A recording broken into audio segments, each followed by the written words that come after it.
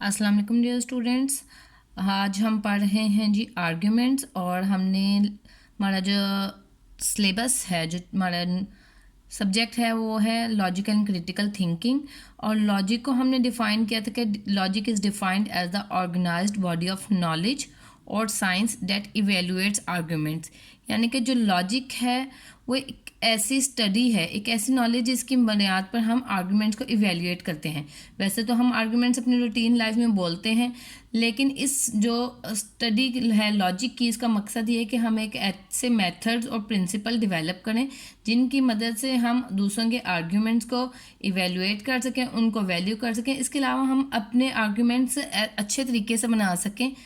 और इसके जो बेनिफिट्स हैं स्टडी ऑफ लॉजिक के, वो ये है कि हमारा कॉन्फिडेंस इंक्रीज होता है कि हम अपने आर्ग्यूमेंट्स को एक अच्छे तरीके से बना रहे हैं और उनको हम एक बेस के मुताबिक, एक स्ट्रांग बेस है हमारे आर्ग्यूमेंट्स की। तो इससे पता चलता है कि जो लॉजिक का मकसद ही हमारे आर्ग्यूमेंट्स की बिल्डिंग है, और जो स्टडी ऑफ लॉजिक है वो पूरा का पूरा आर्ग्यूमेंट्स के गिर्द बढ़ता है। तो आर्ग्यूमेंट्स क्या हैं? आर्ग्यूमेंट्स को मैंने बताया था कि it is a group of statement. ठीक है, आर्गुमेंट जो है ग्रुप ऑफ स्टेटमेंट्स है, और statement can either be true और फॉल्स। ठीक है, it can also be termed as proposition. So one और more of the statement are claimed to provide support and these are called the premises. ये last lectures में मैंने बताया था कि प्रेमिसेस क्या हैं। ये वो स्टेटमेंट्स हैं जो किसी चीज़ की बुनियाद फराहम करती हैं, and the other statement is called the conclusion. ये वो स्टेटमेंट है जो कि नतीजे को बयान करती है। यानी इसका मतलब है कि जो हमारे आर्ग्यूमेंट्स के दो मेन हिस्से होते हैं, एक को हम स्टेटमेंट कहते हैं, प्रेमिसेस कहते हैं, और दूसरे को हम कंक्लूजन कहते हैं। ठीक है, conclusion is the statement that the evidence is claim to support और इम्प्लाई। ठीक है, आगे आ जाता है हमारा कि हमने आर्ग्यूमेंट्स को एनालाइज करना है, और one of the most difficult task in the analysis of the an argument is being able to distinguish premises from the conclusion. जब हमने आर्ग्यूमेंट्स को एनालाइज करना है, तो सबसे पहला काम है कि हमें पता होना चाहिए कि आर्ग्यूमेंट के अंदर प्रेमिसेस कौन सी और कंक्लूजन कौन सा है। मैंने आपको बताया था कि आर्ग्यूमेंट्स के दो हिस्से होते हैं। प्रीमिसेस वो होती हैं जो कि आपको रीज़न बताती हैं, that set forth the reason. ठीक है, और कंक्लूजन वो होती हैं that the evidence is claim to support. ठीक है, अब यहाँ पे काम आ जाता है कि जब हमने आर्गुमेंट को एनालाइज करना है कि हम जो प्रीमिसेस हैं उनको कंक्लूजन से अलग कर दें।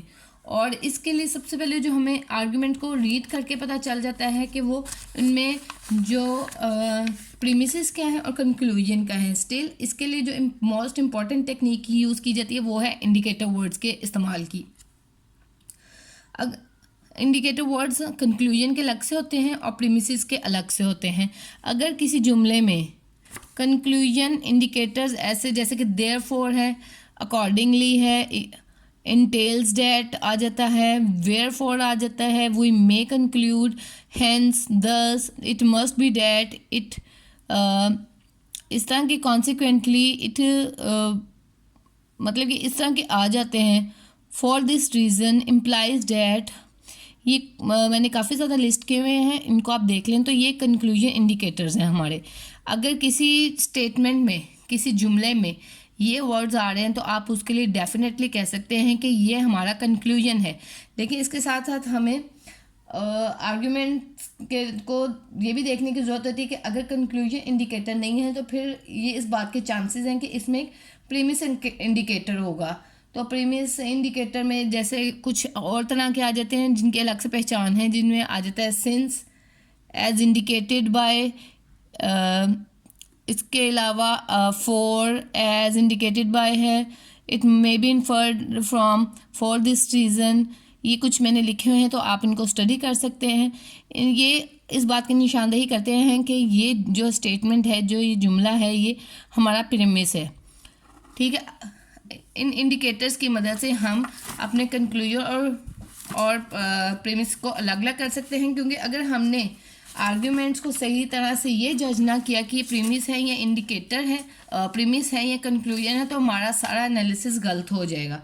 ठीक है, और जब किसी आर्ग्यूमेंट में कोई इंडिकेटर वर्ड ना हो, तो इस बात का ख्याल रखना चाहिए कि ना most arguments will be structured with the conclusion first. Mostly arguments इस तरह से बनाए जाते हैं कि पहले कंक्लूजन लिखा जाता है और फिर उसके बाद में उनकी सपोर्टिंग प्रेमिसेस लिखी जाती हैं। तो ये कुछ निशानियां थी जिनकी मदद से हम जो एनालाइज करना है आर्ग्यूमेंट्स को उसको आसान कर सकते हैं, अपने एनालिसिस को बिल्कुल ठीक रख सकते हैं। हमें यह कंफर्म हो जाए कि हमारा प्रीमिस कौन सा है और कंक्लूजन कौन सा है, तो हम इस पर फर्दर स्टडी कर सकते हैं। ठीक है, थैंक यू सो मच बच्चों, अल्लाह हाफिज़।